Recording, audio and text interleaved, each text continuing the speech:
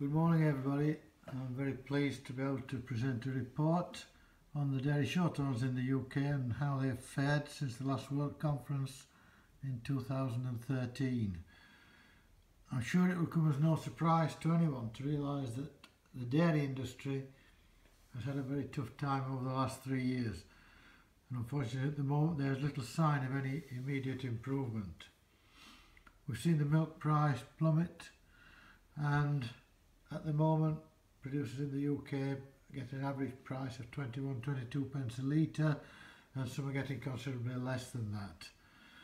And within Europe, the removal of milk quotas in 2015 had an immediate impact in that dairy farmers committed to producing milk, saw it as an opportunity to increase production to compensate for lower prices.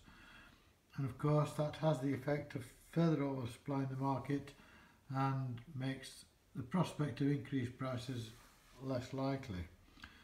So we've seen the depressing sight of milk prices falling constantly over the last 2 years. It's no surprise therefore to see that the number of producers continues to decline. If you look at the graph, in the last 10 years we've gone from 15,000 producers currently down to about 9,500 producers. And if you take that back even further, back to 1995, there were 36,000 producers. So we've seen a huge decline in the number of milk producers. Against this backdrop, the pedigree societies have to try and continue to promote the benefits of the pedigree registrations.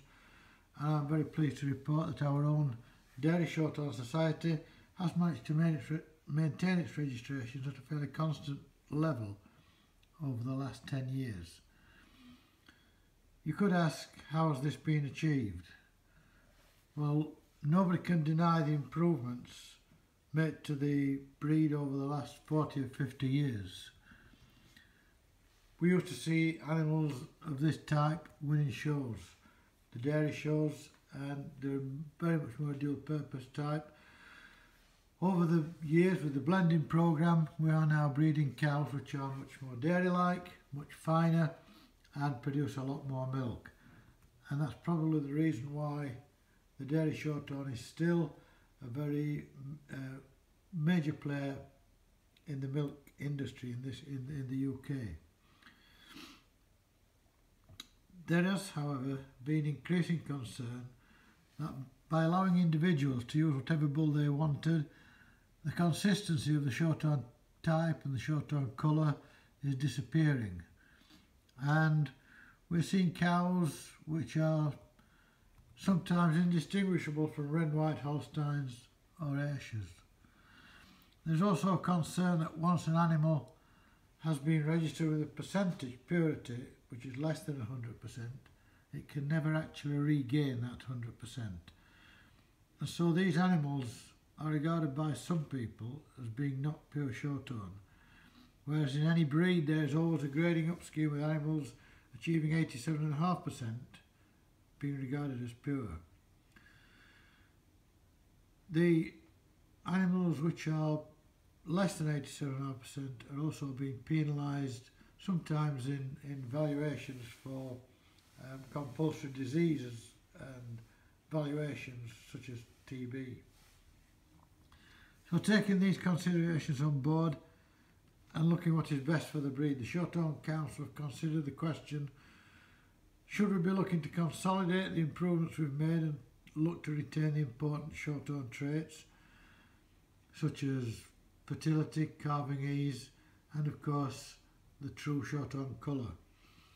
In other words, should we be looking to close the herd book to new importations of outside blood? Well, one of the main concerns when this question was put to the council was whether or not there was sufficient genetic variation in the herd book to avoid an unacceptable level of inbreeding. Well, the answer to that question would appear to be yes, there is sufficient genetic variation. Recently, the Agriculture and Horticultural Development Board produced a paper at the Cattle Breeders' Conference on inbreeding amongst the major dairy breeds, and you'll see from this graph that the breed with the lowest level of inbreeding is actually the Shorthorn, and surprisingly the breed with the highest level of inbreeding is the Holstein. And that's because, of course, we know that when you get a very good Holstein bull, which is top of the PLI list, that everybody can use it through AI. It produces millions of straws, and so it's used not only in this country, it's used worldwide, and so you get a relatively high level of inbreeding within the Holstein population. If you look at that graph, there's a significant figure of 6.5%, which is regarded as being an unacceptable level of inbreeding. All the major dairy breeds fall below that, but the Shorthorn in particular, are coming out at less than 1%, has very, very little inbreeding, and so it would not be a problem to actually close the herd book at this current time. So Council looked at the pros and cons of closing the herd book. The Shorthorn Breed Improvement Scheme started in 1962, and that allowed the use of outside blood, and it allowed the breed to progress, and we saw in those photographs earlier, modernise itself into a more dairy type of breed. It improved the dairy character and conformation, but it also introduced a percentage purity, so that it was very clear and very open exactly what was in the pedigree of those animals, so that people could make an informed decision about the type of animal they wanted to breed and what percentage purity they wanted to achieve. But, as I mentioned earlier, over the years percentages have been used in a detrimental way by people, people saying that animals over 87.5% were not pure and only 100% animals were pure, whereas when you go back to the days of the grading up register, before we had a breed improvement scheme, animals coming through the grading up scheme were regarded as pure Shorthorn once they achieved 87.5%. The last 10 years we have seen a steady decline in the percentage purity of the cows being registered. So if we allowed that to happen, we could, in the foreseeable future, get to a stage where the percentage purity of calves registered was 50% or less, and that's a situation which you would then ask yourself, are we actually breeding Shorthorns or are we breeding something else?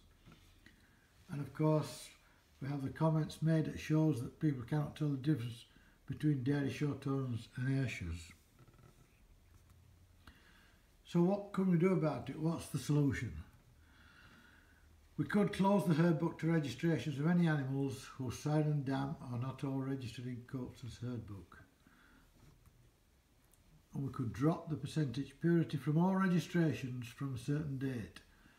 All existing registrations could retain the percentage so that people could still look at the animals, they could look at the pedigree, and they could decide whether or not those are the type of animals they wanted to breed from. And of course we wouldn't be excluding outside blood entirely, in that outside blood could be introduced through the grading up scheme. So after considerable discussion within Council and after consultation with all the members, we asked the members to communicate with their regional societies and associations and come back to Council with the views from those associations. And at the last meeting of Council in March, it was agreed that from January the 1st, 2018, Coates's herd book dairy will be closed to outside blood and percentage purity dropped from all registrations after that date. And I'm very pleased to say that there was a considerable majority of people in favour of that, and only a small number who had any objections to closing the herd book. I hope that will move the breed forward, and I think that it will consolidate the important Shorthorn traits which we all value so much. Within the society, the main revenue comes from registrations and membership, and when you struggle to increase that, you find it difficult to generate more income. One of the major contributions of income to the society is our trading arm, Red Cattle Genetics, which aims to produce semen, the very best Shorthorn semen, to our members and any other producers wanting to use Dairy Shorthorn semen. It runs as an independent company with a separate board of directors, and any profit it generates is gift-aided back to the Shorthorn Society. The directors of Red Cattle Genetics select the bulls which they want to take on board and record and test, and the success of the selection process can be seen in the fact that several of the bulls have appeared at the top of the Dairyco or AHDB list of bulls. Daughters of Driscoll Watson, Daughter of Nije Prince IV, bulls which have done exceedingly well and left some very, very good daughters with good production proofs.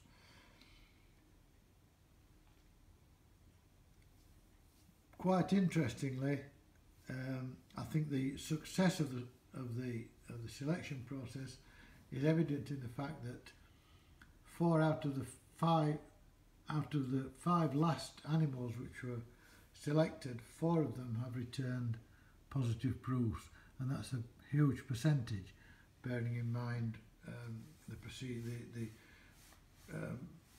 testing procedure which they have to go through. We've also entered into a partnership with Cogent, a major AI company, to try and market our semen, the Dairy Shorthorn semen, more widely. We are finding that lots of people with black and whites are wanting to use something different. There will be crossbreeding using Swedish Reds or Norwegian Reds or Belliards, and we feel that the Dairy Shorthorn has something which is better than these alternatives, but we're not in a position to market it. We don't have salesmen on the road.